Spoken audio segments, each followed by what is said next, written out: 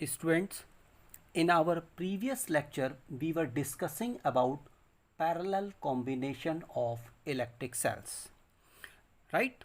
And in this topic, we have discussed one case which was the parallel combination of electric cells when the electromotive forces and the internal resistances of the electric cells are same. Now today we are going to discuss its second case, and this case is the parallel combination of electric cells when the electromotive forces and the internal resistances of the electric cells are different. Means जो हम sales use कर रहे हैं parallel combination के अंदर, उन electric sales के जो इलेक्ट्रोमोटिव फोर्सेस हैं वो डिफरेंट हैं और उनके जो इंटरनल रेजिस्टेंसेस हैं वो भी डिफरेंट हैं. तो फॉर एग्जांपल मैं यहाँ पर एक केस जो है, एक डायग्राम यहाँ कंसीडर करता हूँ और उसको लेकर के मैं यहाँ इसको एक्सप्लेन करूँगा. तो सपोज स्टूडेंट्स, आपके पास में दो इलेक्ट्रिक सेल्स हैं. ये एक इलेक्ट्रिक सेल है. इस इलेक्ट्रिक सेल का जो इलेक्ट्रोमोटिव फोर्स है वो है E1 और इसका जो इंटरनल रेजिस्टेंस है वो मैंने यहाँ कंसीडर कर लिया है, दिस इज R1, राइट. और मेरे पास में एक दूसरा इलेक्ट्रिक सेल है. इस सेकंड इलेक्ट्रिक सेल का जो इलेक्ट्रोमोटिव फोर्स है वो है E2 और इसका जो इंटरनल रेजिस्टेंस है वो है आपका R2, राइट. और ये दोनों जो इलेक्ट्रिक सेल्स हैं they are connected in parallel. इस तरीके से हमने इनको कनेक्ट कर रखा है. और ये जो कॉम्बिनेशन है, right, parallel combination of electric sales, इसके टर्मिनल्स के अक्रॉस हमने क्या किया है, एक लोड रजिस्टर जो है वो हमने स्टूडेंट्स कनेक्ट कर दिया है, राइट. तो इसका डायग्राम जो है वो इस तरीके से है. ये इसका लोड रेजिस्टेंस है. सपोज लोड रेजिस्टेंस की वैल्यू जो है वो R आपको गिवन है. अब स्टूडेंट्स, इस सिचुएशन में ये जो सेल है आपके पास में 1, जिसका इलेक्ट्रोमोटिव फोर्स है E1, तो सपोज इससे जो करंट फ्लो हो रही है and that current is I1, इसको मैंने कह दिया I1. और जो सेकंड सेल है इससे जो करंट फ्लो हो रही है आपके पास में, that current is I2, right. और इस पूरे सर्किट के अंदर जो लोड के थ्रू जो आपका करंट फ्लो हो रही है उसकी वैल्यू क्या होगी स्टूडेंट्स, आप यहाँ जानते हैं इसकी वैल्यू होगी I. हमने अज्यूम कर लिया कि ये करंट है I. Here I will be equal to, here I will be equal to I1 plus I2 के बराबर होगा, राइट स्टूडेंट्स. तो अब स्टूडेंट्स आप यहाँ पर देखिए कि अगर आपके पास में एक इलेक्ट्रिक सेल है, ये एक इलेक्ट्रिक सेल है और ये इसका इंटरनल रेजिस्टेंस है, राइट. इसका इलेक्ट्रोमोटिव फोर्स है E, इसका इंटरनल रेजिस्टेंस है R, और ये जो आपके पास में इलेक्ट्रिक सेल के टर्मिनल्स के अक्रॉस जो आपका टर्मिनल पोटेंशियल डिफरेंस है वो है V, राइट. तो स्टूडेंट्स हमें यहाँ पर एक रिलेशन मालूम है. वी नो दैट, क्या रिलेशन है students, we know that the terminal potential difference TPD, terminal potential difference is given by, हम इसको किस तरीके से लिख सकते हैं, this is equal to V is equal to E minus IR, right, I into R, where I is the electric current flowing through this electric cell. तो students ये हमें एक जनरल इक्वेशन मालूम है. तो अब मैं इस कॉम्बिनेशन की अगर मैं बात करता हूँ तो यहाँ पर for electric cell 1, electric cell 1 में 1 जो फर्स्ट सेल है उसके लिए अगर मैं टर्मिनल पोटेंशियल डिफरेंस की इक्वेशन लिखूं स्टूडेंट्स, तो क्या होगा कि यहाँ पर सपोज अब आप यहाँ पर एक चीज़ जानते हैं, ये दोनों पैरेलल में कनेक्ट हैं। तो पैरेलल में कनेक्ट हैं तो इनके टर्मिनल्स के अक्रॉस जो पोटेंशियल होगा वो तो क्या होगा, सेम होगा। सपोज हमने अज्यूम कर लिया V है, दोनों ही इलेक्ट्रिक सेल्स के टर्मिनल्स के across terminal potential difference same होगा क्योंकि पैरेलल में कनेक्ट हैं। तो यहाँ पर आप इस इक्वेशन को लिख सकते हैं V is equal to E1 minus, और करंट कितनी फ्लो हो रही है, I1 into R1। Right students, ये आप इसको लिख सकते हैं, यहाँ पर कोई इसमें प्रॉब्लम नहीं है। सेम इस इक्वेशन को ही हमने क्या किया है, यूज़ किया है, बस उसको सेल 1 के लिए इस तरीके से लिख दिया है। तो स्टूडेंट्स यहाँ आप इस चीज़ को ध्यान रखेंगे कि आपको किस तरीके से इस इक्वेशन को लिखना है।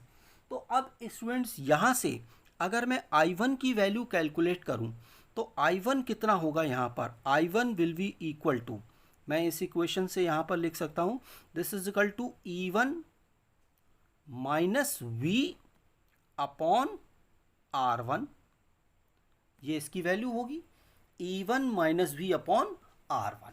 राइट स्टूडेंट, यहाँ कोई प्रॉब्लम नहीं है, डायरेक्टली हम इस इक्वेशन से इसको लिख सकते हैं। राइट, अब जब I1 की ये वैल्यू है तो हम यहाँ पर in the same way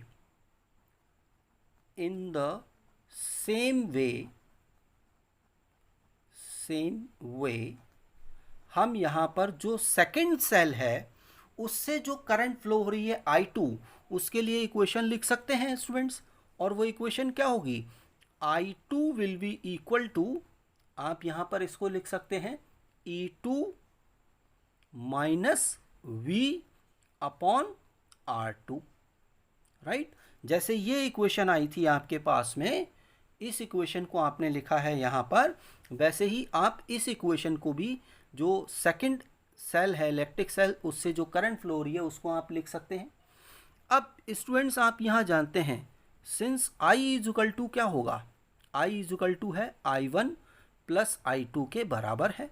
right, तो हम यहाँ पर इस इक्वेशन को इस तरीके से लिख सकते हैं। So I will be equal to, I की वैल्यू क्या होगी, I1 की वैल्यू लिख दी हमने पहले, तो ये हो जाएगा आपके पास में E1 minus V upon R1। Right, plus अब I2 की वैल्यू लिख दी, तो I2 कितना हो जाएगा, E2 minus V upon R2। Right student, अब इस इक्वेशन को हम अरेंज कर लेते हैं। तो यहाँ से I इज इक्वल टू कितना हो जाएगा student, this will be equal to E1 upon R1 plus E2 upon R2। Right, इसको हम साथ में लिख सकते हैं, और फिर हम क्या कर सकते हैं, minus V upon R1 and minus V upon R2, ये लिख सकते हैं।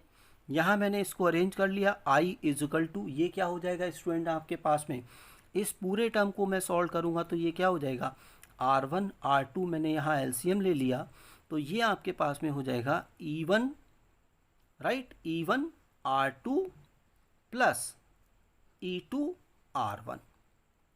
राइट, और इस पर्टिकुलर इक्वेशन से मैंने यहाँ से V कॉमन ले लिया, तो ये कितना हो जाएगा, 1 upon R1 plus 1 upon R2। Right, ये स्टूडेंट्स ये इक्वेशन हो जाएगी। इस इक्वेशन को मैं लिख सकता हूँ I is equal to E1 R2 plus E2 R1 upon R1 plus R2, sorry R1 into R2, right, and minus V, और इसको जब मैं सॉल्व करूँगा तो ये क्या हो जाएगा, this will become R1 plus R2 upon R1 R2। मैं यहाँ इसको इस तरीके से लिख सकता हूँ। राइट स्टूडेंट, तो अब अगर मैं इस इक्वेशन को लिखूँ तो यहाँ से मैं अगर V की वैल्यू कैलकुलेट करूँ तो V आपके पास में क्या हो जाएगा, V is equal to, this will be equal to E1 R2 plus E2 R1 upon, right, R1, right, plus R2, ये हो जाएगा। राइट, इसको मैंने सॉल्व कर दिया है, तो ये टर्म आपके पास में v की वैल्यू ये आएगी, और माइनस का यहाँ पर क्या होगा, i r1 r2 upon r1 plus r2, ये इसके बराबर, ये इक्वेशन इसको अरेंज करेंगे तो हमारे पास ये आ जाएगा v की वैल्यू।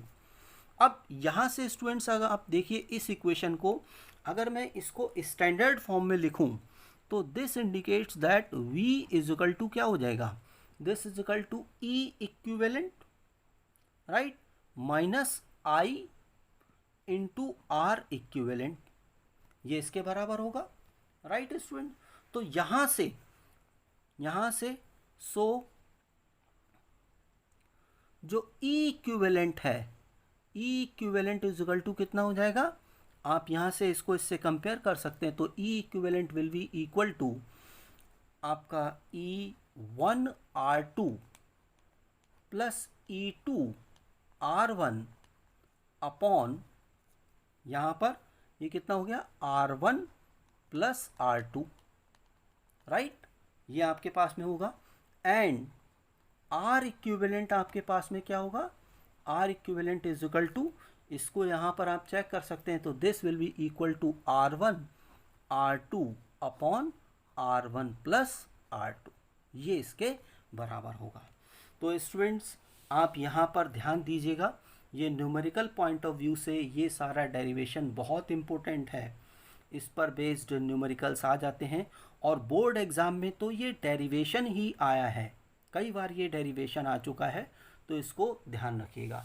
तो हम जब भी दो इलेक्ट्रिक सेल्स को जिनके इलेक्ट्रोमोटिव फोर्सेस E1 और E2 हों और उनके इंटरनल रेजिस्टेंसेस R1 और R2 हों और उनको हम पैरेलल में कनेक्ट कर देते हैं, तो उस कॉम्बिनेशन का जो इक्विवेलेंट इलेक्ट्रोमोटिव फोर्स होगा that will be given by E1 R2 plus E2 R1 upon R1 plus R2, और उस कॉम्बिनेशन का जो आपके पास टोटल और इक्विवेलेंट इंटरनल रेजिस्टेंस होगा that will be equal to R1 R2 upon R1 plus R2 के बराबर होगा।